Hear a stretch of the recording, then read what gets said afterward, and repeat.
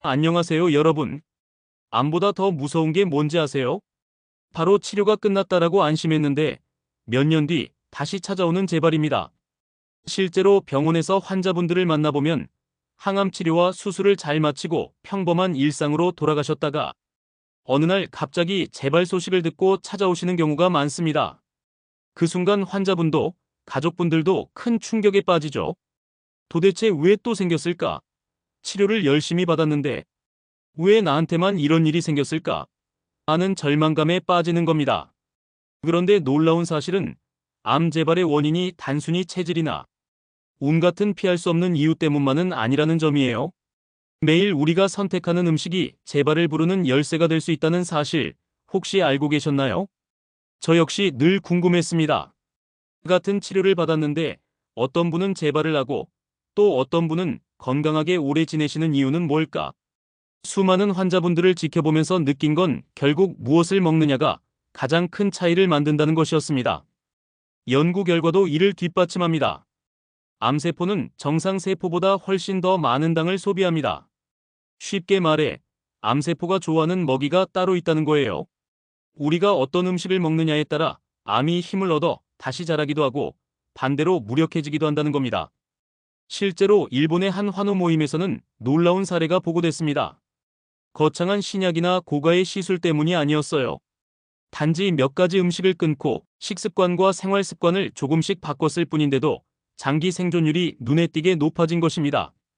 그렇다면 암 환자들이 공통적으로 절대 먹지 않는 음식은 무엇일까요? 지금부터 하나씩 알려드리겠습니다. 1. 플라스틱에 닿은 음식. 뜨거운 음식을 플라스틱 용기에 담으면 보이지 않는 미세 플라스틱 조각들이 음식 속으로 스며듭니다. 이게 몸속에 들어오면 어디로 가는지 아시나요? 배출되지 않고 혈관과 장기에 쌓입니다. 그렇게 쌓인 미세 플라스틱은 만성염증을 일으키고 암세포가 자라기 좋은 환경을 만들어줍니다. 전자레인지에 플라스틱 용기를 그대로 넣고 돌리는 습관, 여름에 뜨거운 차 안에 생수를 방치하는 습관, 생각보다 위험합니다.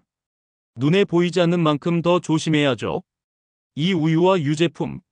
우유에는 IGF-1이라는 성장인자가 들어있습니다. 문제는 이 성분이 정상 세포뿐 아니라 암세포의 성장도 함께 촉진한다는 거예요. 실제로 우리나라에서 유제품 소비가 급격히 늘어난 시기와 특정 암, 특히 전립선암과 유방암 발병률이 증가한 시기가 겹친다는 연구도 있습니다. 게다가 시중의 일부 우유와 치즈, 요거트에는 호르몬이나 항생제 성분이 잔류할 수 있어 암 환자에게는 더 큰 부담이 될 수 있습니다. 삼튀긴 음식과 트랜스 지방, 치킨, 감자튀김, 도넛 다들 좋아하시죠?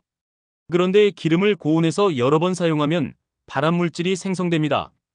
이 물질이 체내로 들어오면 세포에 손상을 주고 염증 반응을 일으켜 암세포 성장에 유리한 환경을 만들죠.